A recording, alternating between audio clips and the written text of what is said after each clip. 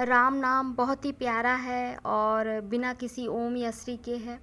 लेकिन एक राम नाम विष्णु भगवान के 100 या 1000 राम रामेति जब हम जाप करते हैं तो बहुत ही प्रिय, बहुत मधुर है।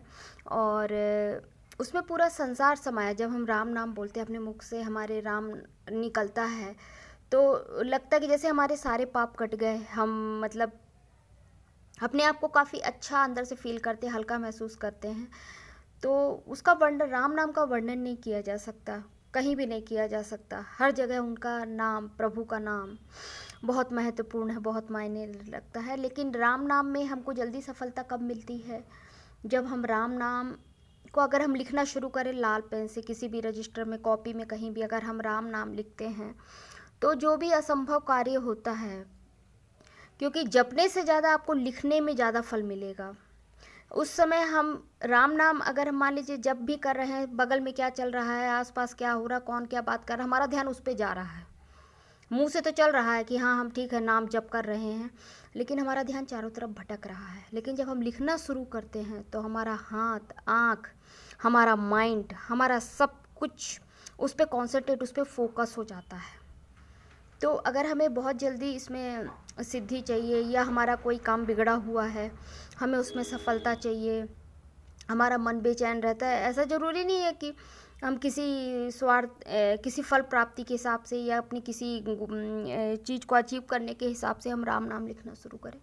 ऐसा कुछ नहीं है।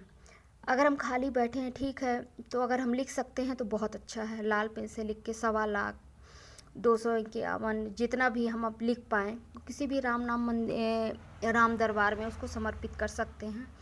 जितना समय मिले, 1 मिनट, 2 मिनट, 4 मिनट, 5 मिनट, आधा घंटा, 1 घंटा, या चाहे तो 2-3 घंटा भी लिख सकते हैं। उससे हमारे दिमाग में पीस माइंड आता है।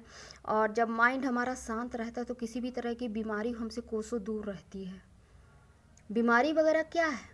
बार बार उसी चीज़ में सोचना, अरे हमको दवाई खाना है, हमें दवाई, हमारा मन किस में लगा है? दवाई खाने में लगा है। तो स्वाभाविक सी चीज़ है, हम बीमार रहेंगे।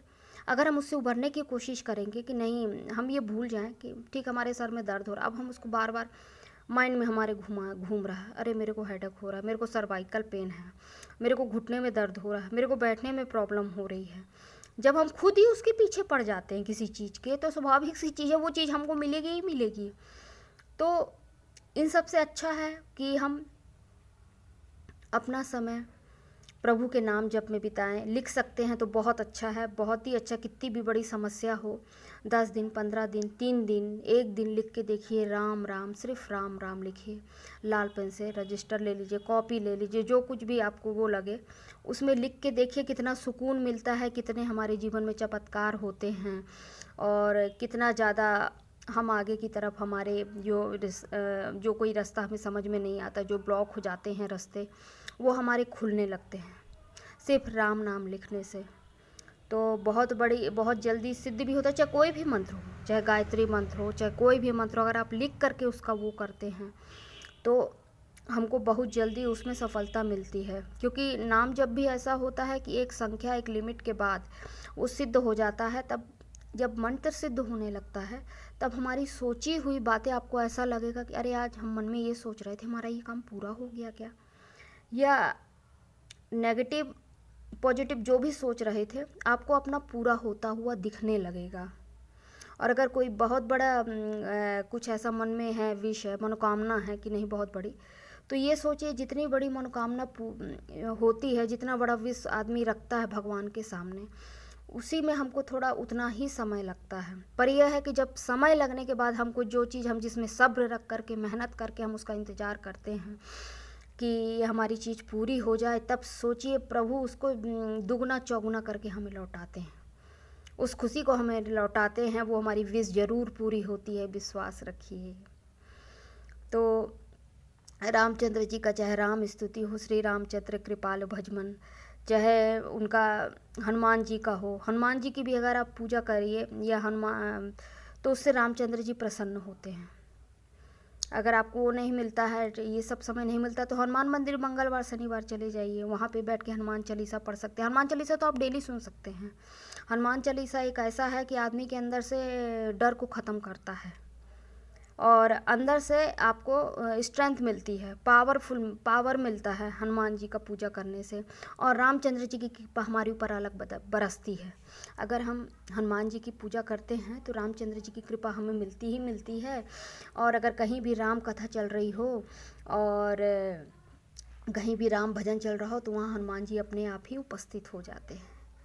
परम प्रिय भक्त हैं श्री रामचंद्र जी के। और तुम मम प्रिय सम भाई, ये हनुमान चालीसा में है। हनुमान जी जब रामचंद्र जी गले लगाते हैं तो ये बोलते, तुम मम प्रिय सम भाई, तुम मुझे सबसे अधिक प्रिय हो, अपने भाइयों से भी अधिक तुम मुझे प्रिय हो हनुमान।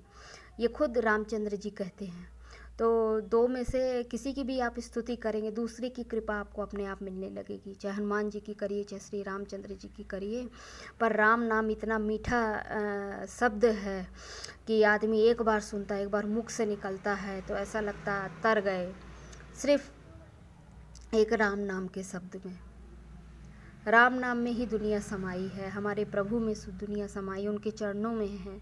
सब कुछ समर्पित करके सिर्फ राममय हो जाइए, राम राम सिर्फ जपते रहिए। आदमी कितना बड़ी परिस्थिति में भी हो, पर सिर्फ राम नाम ऐसा शब्द है कि हम एक बार उनको अगर इस कलयुग में सुमिरन करते हैं, राम नाम का, अपने प्रभु का सुमिरन करते हैं, तो ऐसा नहीं है कि हमें हनुमान जी हमारी मदद के लिए ना, हमें ज़रूर हमें हाथ पकड़ते हैं और हमें उस मुसीबत से, उस परेशानी से हमें ज़रूर निकालते हैं।